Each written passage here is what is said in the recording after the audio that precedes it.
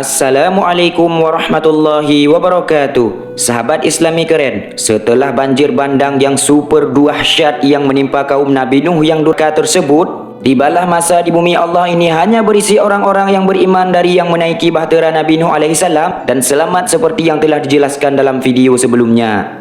Kendati demikian, meski orang-orang yang beriman tersebut selamat dari badai taufan sebelumnya, tapi dari pihak laki-laki mereka tidak mempunyai keturunan sama sekali. Yang memiliki keturunan untuk melanjutkan kehidupan ialah 3 putra Nuh alaihissalam, yakni Sam, Ham, dan Yafith, yang juga dikenal sebagai bapak bangsa-bangsa dan ras manusia hingga saat ini. Lantas bagaimanakah kisahnya? Sebelum kita lanjut dengan kisahnya, silahkan subscribe channel Islami Keren agar kalian termasuk orang-orang yang mendukung dakwah Islam. Juga silahkan share dan komen agar saya terngiang-ngiang pada kalian kisahnya setelah yang satu ini.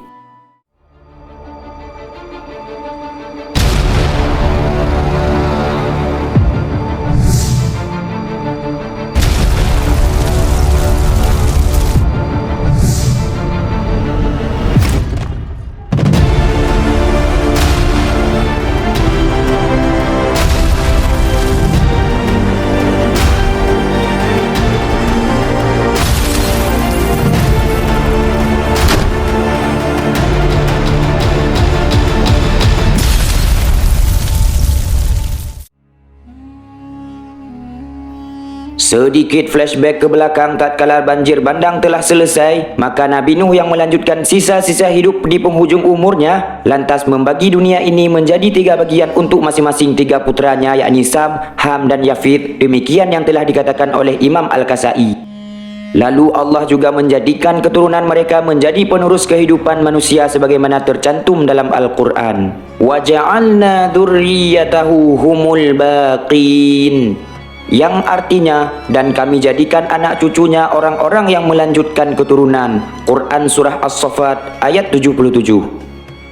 Mengenai ayat di atas, Ali bin Abu Talhah telah meriwayatkan dari Ibnu Abbas radhiyallahu anhu mengatakan bahwa tiada seorang pun yang ada melainkan dari keturunan Nuh alaihissalam, yaitu Sam, Ham, dan Yafith. Sahabat Islami keren, Imam Al-Kasai radhiyallahu anhu juga mengatakan bahawa setelah Nuh alaihissalam membagi bumi menjadi 3 bagian, maka menempatilah oleh Sam dan keturunannya daerah bagian barat di bumi, di bagian utara bumi menjadi jatah Ham dan keturunannya, serta bagian timur bumi menjadi jatah Yafith dan keturunannya. Hal ini pun sesuai dengan hadis yang diriwayatkan oleh Imam Ahmad radhiyallahu anhu. Rasulullah sallallahu alaihi wasallam bersabda, "Annan nabiyallahi sallallahu alaihi wasallam qala, Samu Abul Arabi wa Hamu Abul Habashi wa Yafitu Abur Rumi." Yang artinya, sesungguhnya Nabi sallallahu alaihi wasallam bersabda, Sam menurunkan bangsa Arab, Ham menurunkan bangsa Habasyah, dan Yafith menurunkan bangsa Romawi. Hadis riwayat Imam Ahmad radhiyallahu anhu. Perlu diingat, yang dimaksud dengan bangsa Romawi dalam hadis ini ialah bangsa Romawi terdahulu, yaitu bangsa Yunani yang nasab keturunannya sampai kepada Rumi, anak Liti, anak Yunan bin Yafith, anak Nuh alaihissalam. Syekh Wahab bin Munabbih radhiyallahu anhu juga meriwayatkan bahwa 3 orang putra Nabi Nuh alaihissalam ini kemudian mempunyai 3 putra dari masing-masing mereka, sehingga berjumlah 9 orang semuanya, yang kemudian menurunkan oleh Sam 3 bangsa, yakni Arab, Persia, dan bangsa Romawi. Kemudian Ham juga menurunkan 3 bangsa dari 3 keturunannya, yakni bangsa Egypt ataupun Mesir, bangsa berkulit hitam ataupun Negro, dan bangsa Barbar. Sementara Yafith juga menurunkan 3 bangsa dari 3 keturunan, yakni bangsa Turki, Saqalibah atau Sicilia, dan bangsa Gog Magog ataupun Ya'jud dan Ma'jud. Sahabat Islami keren, dalam sumber yang lain ada juga yang mengatakan bahawa Sam memiliki 5 orang putra, yakni Ashur, Adam, Arphaxad, Lut, dan Aram. Sedangkan Ham memiliki 4 orang putra, yakni Kus, Kan'an, ini bukan Kan'am yang tenggelam ya, lalu Baisar, dan Qut. Sementara Yafith memiliki 7 orang putra, yakni Gomer, Madai, Togarma, Magog ataupun Ma'jud, Tubal, Mesekh, dan Yunan. Sehingga jumlah total dari cucu Nuh alaihissalam ini ialah berjumlah 16 orang.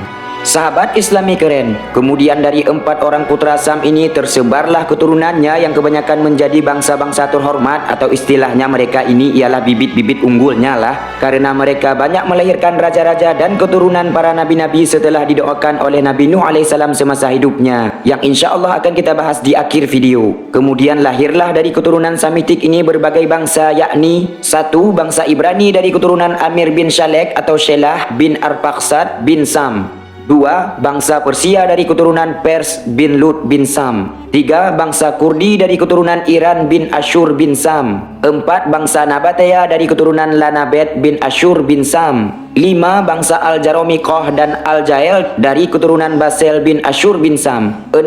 Bangsa Suryani dari keturunan Suryan bin Nobet bin Mes bin Adam bin Sam. Bangsa Arab dan juga bangsa Aram ataupun Armenia juga termasuk dari keturunan Samitik ini. Kemudian dari 4 orang putra Ham juga melahirkan beberapa bangsa, yakni 1. Bangsa Sin dan bangsa Habsyah dari keturunan Kus bin Ham. 2. Bangsa Nubia dari keturunan Kan'an bin Ham. 3. Bangsa Koptik ataupun Qibti ataupun Mesir dari keturunan Qibtaim bin Misr bin Bishar bin Ham. Dalam keturunan Ham, hanya bangsa ini yang mendapat doa terbaik dari Nabi Nuh alaihissalam. Kenapa? Nanti kita bahas. 4. Bangsa Qut ataupun God dari keturunan Qut bin Ham. 5. Bangsa Kan'an dari keturunan Kan'an bin Ham. 6. Bangsa India dari keturunan Kush bin Ham. 7. Bangsa Zawilah disebut berasal dari keturunan Hawilah bin Kus bin Ham. 8. Bangsa Zan ataupun Negro juga kemungkinan besar dari keturunan Ham ini. Bangsa Negro ini tidak disebutkan nasabnya ke atas karena Ham tidak mengakui mereka itu adalah anak keturunannya. Insya Allah akan kita bahas pada akhir video kisahnya. Jangan kemana-mana, siapkan kopi, roti, dan cemilan lainnya, agar perut kenyang. Yang terakhir dari 7 putra Yafith kemudian melahirkan beberapa bangsa, yakni yang pertama bangsa Turki dari keturunan Turk bin Gomer bin Yafith, bangsa Qabjaq, Tartar, dan Khazlajiyah atau bangsa Ghus atau Khusan di negeri Asaf, yaitu Gor, Elan, Sharkes, Askesh, dan Rusia, yang kesemua mereka ini berasal dari ras Turki. Yang kedua bangsa Dailam dari keturunan Madai bin Yafith. Yang ketiga bangsa Sakolibah, yaitu orang-orang Slaves atau Slavia dari keturunan Eshkanar bin Togarma bin Yafith. Yang keempat bangsa Asia termasuk Cina, Jepang, Korea, Indochina, Melayu, Indonesia dan sekitarnya berasal dari keturunan Sin bin Magog atau Makjud bin Yafith. Yang kelima bangsa French ataupun Perancis dari keturunan Tubal bin Yafith. Yang keenam bangsa Leman dari keturunan Tubal bin Yafith. Yang ketujuh bangsa Athban dari keturunan Mesech bin Yafith. Yang kedelapan bangsa Ya'jud dan Ma'jud dari keturunan Magog bin Yafith. Dan yang terakhir bangsa Yawan ataupun bangsa Yunani dari keturunan Yunan bin Yafith. Dan mereka kemudian terpecah menjadi 3 kelompok, yakni yang pertama bangsa Litan ataupun Latin dari keturunan Laten bin Yunan. 2. Bangsa Greek dari keturunan Greek bin Yunan. Dan yang ketiga bangsa Ketim dari keturunan Kuteim bin Yunan. Dan pada kelompok inilah kembalinya turunan nasab bangsa Romawi. Sahabat Islami keren, begitulah kisah keturunan 3 putra Nuh yang saya kutip dari beberapa sumber demi pengetahuan kita. Semoga pengetahuan ini bisa bermanfaat untuk teman-teman sekalian. Saya akhiri wabil... Ops, hampir lupa. Tadi kan udah janji bakal bahas kenapa hanya keturunan Sam yang memiliki bibit terbaik dan kenapa Ham tidak mengakui bangsa Negro merupakan keturunannya. Hampir aja kelewat.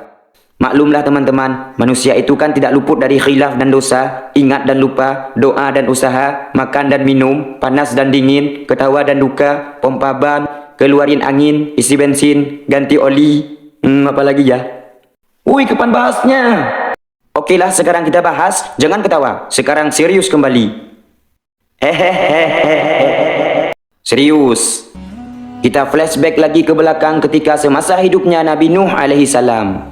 Jadi, menurut Syekh Ka'ab Al-Akhbar radhiyallahu anhu, pada ketika Nabi Nuh alaihi salam menjalani sisa hidupnya setelah badai Taufan terjadi, Nabi Nuh yang memiliki 3 putra dan 16 cucu ini selalu berdoa kepada Allah agar mereka semua diberi berkah yang melimpah. Kemudian Allah memberi wahyu padanya, yakni ada suatu malam di mana doa-doa yang dipanjatkan pada malam itu pasti terkabul. Ketika malam itu tiba, Nabi Nuh membangunkan keluarganya satu persatu. Mulanya, Nabi Nuh alaihissalam menyuruh Sam untuk bergegas membangunkan anak-anaknya. Dari 5 orang putranya Sam, hanya Arfakhshad yang benar-benar bangun dan menuruti perintah ayahnya. Sam kemudian mengajak satu-satunya anaknya yang menurut itu untuk duduk bersama sang kakek, yaitu Nabi Nuh alaihissalam. Dan Nabi Nuh alaihissalam kemudian mulai memanjatkan doa, "Ya Rabbi, jadikanlah hidup Sam penuh berkah serta berikanlah pangkat kenabian dan para raja kepada keturunan Arfakhshad." Pada ketika itu, Nabi Nuh hanya akan mendoakan keturunannya yang menuruti perintahnya untuk bangun tidur dan memanjatkan doa bersama-sama di malam itu. Selepas itu, tibalah sekarang saatnya giliran Ham yang dipanggil oleh Nabi Nuh alaihissalam. Tetapi Ham justru menolak seruan ayahnya tersebut.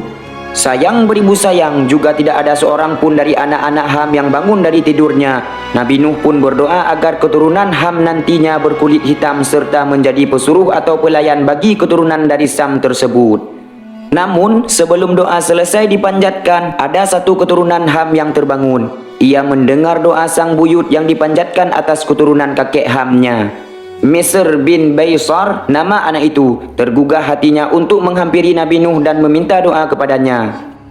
Berkatalah ia, "Wahai buyutku, sungguh aku memenuhi seruanmu meskipun ayahku, kakekku dan seluruh keluargaku enggan untuk memenuhi seruanmu. Aku mohon pintakan keberkahan untukku," ujar si kecil Misr bin Baysar itu.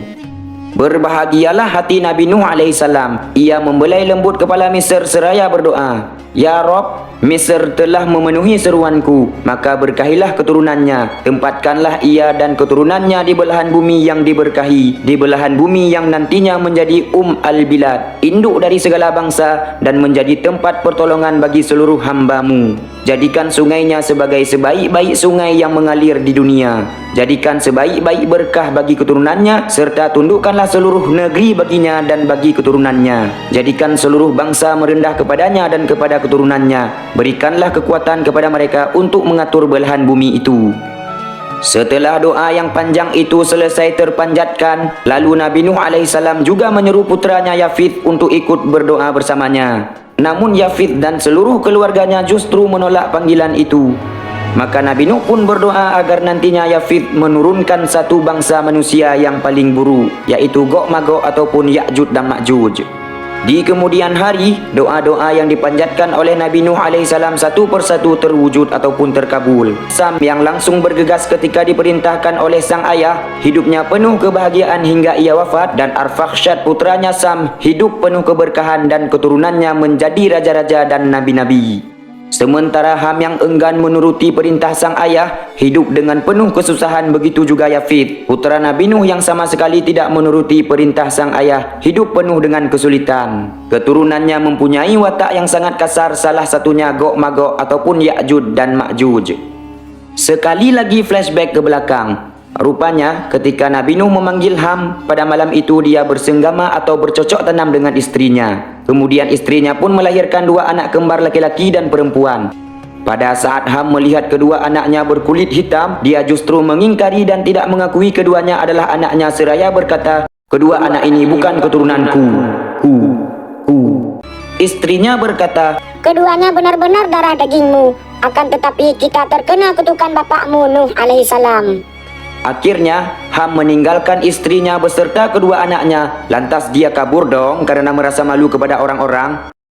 Singkat cerita, mengingat saya harus menghadiri khitanan anak Jack Sparrow, ketika kedua anak itu menginjak dewasa, mereka pergi untuk mencari jejak bapak mereka, yaitu Ham. Lalu keduanya pun sampai di sebuah desa yang dekat dengan sungai Nil. Kemudian pemuda hitam tersebut menggauli saudara perempuannya. Lalu si perempuan itu mengandung dan memborojolkan anaknya berjenis kelamin laki-laki dan perempuan yang juga berkulit hitam. Pada akhirnya, 2 saudara itu menikah dan melahirkan keturunan. Keturunan mereka berdua semuanya berkulit hitam hingga sekarang. Imam Al-Kasai radhiyallahu anhu juga mengatakan bahwa nama desa yang didiami oleh mereka ialah bernama Naubah. Jadi begitulah kisahnya sahabat Islami keren, yang saya kutip dari beberapa sumber demi pengetahuan kita semua. Walaupun juga terjadi perbedaan pendapat ulama dari kisah di atas, namun lagi-lagi saya ingatkan jangan jadikan permasalahan mengingat khilaf ulama ialah sunnatullah yang menjadi ladang pengetahuan bagi kita semua. Sehingga pesan moral yang dapat kita panen dari kisah ini ialah Jika mempunyai orang tua, maka muliakanlah mereka. Berbuatlah baik pada keduanya, selalu doakan yang terbaik buat mereka. Selalu minta doa pada mereka dan patuhi perintah mereka selama perintah itu tidak menjerumuskan kita ke dalam kemaksiatan, agar kita menjadi Islami keren di mata Allah Ta'ala. Sama satu lagi, jika punya anak, jangan kasih nama yang sulit diucap atau sulit diingat. Wallahu a'lam bissawab. Saya Azmi mewakili diri sendiri mengucapkan terima kasih banyak atas segala perhatian. Mohon maaf atas segala kesalahan pengucapan. Akhirul kalam. Wassalamualaikum warahmatullahi wabarakatuh.